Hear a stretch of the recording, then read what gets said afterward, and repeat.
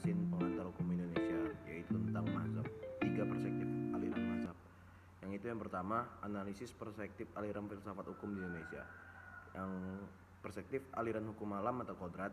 Aliran hukum alam berkembang selama 2500 tahun yang lalu, serta muncul berbagai bentuk pemikiran. Menurut sejarahnya, hukum alam timbul karena manusia gagal dalam mencari keadilan yang absolut. Hukum alam di sini dipandang sebagai hukum yang berlaku universal dan abadi. Hukum alam dianggap lebih tinggi dari hukum yang segalanya dibentuk oleh manusia. Menurut sumbernya, aliran hukum dapat dibedakan dalam 2 macam. Aliran hukum alam irasional berpendapat bahwa hukum yang berlaku universal dan abadi itu bersumber dari Tuhan secara langsung. Yang kedua, aliran hukum alam irasional berpendapat bahwa sumber dari hukum yang universal dan abadi ialah rasio manusia pada zaman Renaissance, atau ketika rasio manusia dipandang terlepas dari tertib ketuhanan.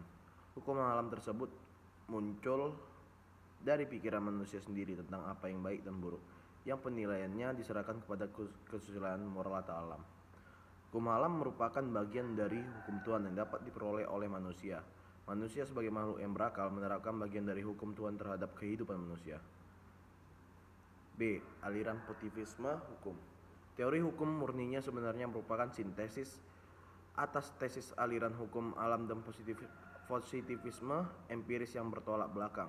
Dengan kata lain, pemikiran Kelsen merupakan jalan tengah dari 2 aliran hukum tersebut. Di sini, Kelsen mengambil satu tesis aliran hukum alam, yakni tesis keterpisahan antara hukum dan fakta atau normativity tesis, dan satu tesis positivisme empiris, yakni keterpisahan antara hukum dan moral superiority. Kelsen menolak tesis aliran hukum alam tentang kesatuan antara hukum dan moral, dan satu tesis positivisme empiris tentang kesatuan antara hukum dengan fakta. Kelsen berpandangan bahwa teori hukum harus dibedakan dari hukum itu sendiri. Hukum harus seragam dalam arti dapat diterapkan pada waktu semua waktu dan tempat.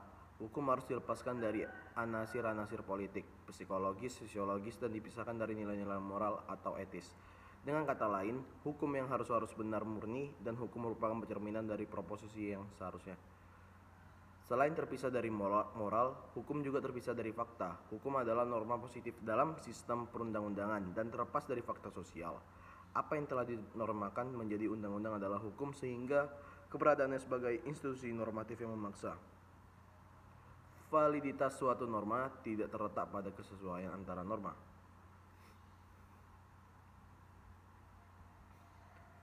dengan kenyataan, melainkan kepada norma yang terletak di atasnya sampai pada norma dasar atau Grundnorm yang berfungsi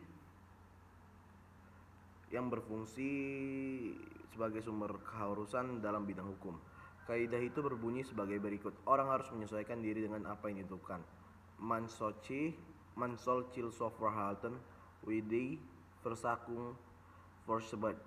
Bagi Kelsen, norma dasar itu semata-mata berfungsi sebagai syarat transidental logis berlakunya seluruh tata hukum. Itu berarti bahwa keharusan dan kewajiban yang berkaitan dengan hukum tidak berasal dari isi kaidah hukum yang tertentu, melainkan dari segi formalnya. C. Aliran hukum sosiologis.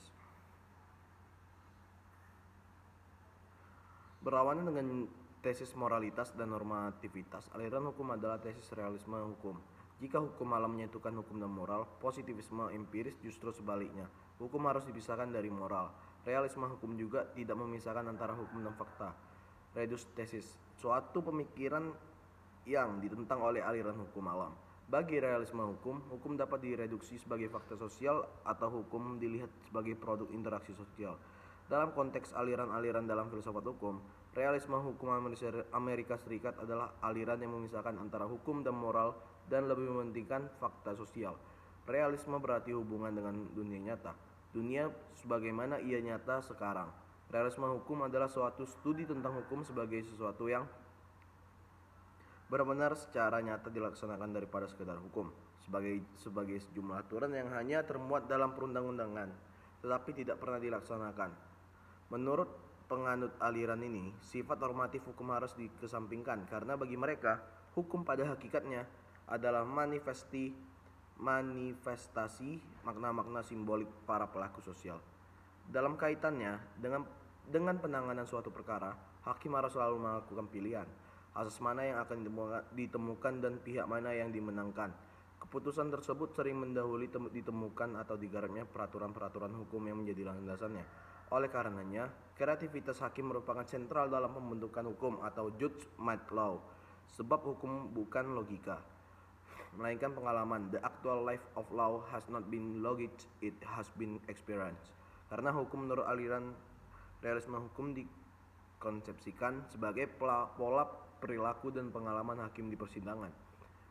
Maka metode penelitiannya adalah non-doktrinal, induktif dengan ruang lingkup yang sempit atau kausistik, yaitu fakta-fakta sosial yang kasusistis.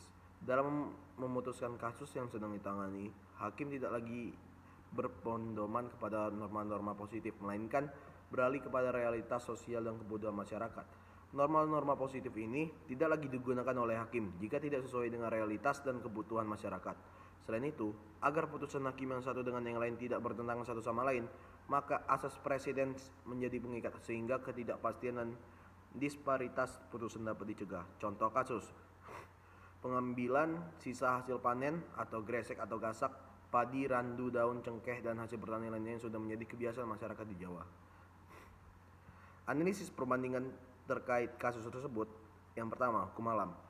Analisis hukum dalam contoh pengambilan sisa hasil panen, padi, randu, dan daun cengkeh, dan hasil pertanian lainnya sudah menjadi kebiasaan masyarakat desa di Jawa. Aliran hukum alam hanya sebatas membahas mengenai hukum tidak boleh terpisah dengan moral dan kesosialan alam, di mana tidak ada hukum terkodifikasi yang mengikat melalui konsepsi aliran hukum alam. Batasan yang diberikan pun begitu umum terkait moral dan kesusilaan. Jadi hendaknya pada kasus gresek gasak ini ialah hanya berpegang teguh kepada keyakinan masing-masing individu mengenai apakah ia bermoral dan bersusila.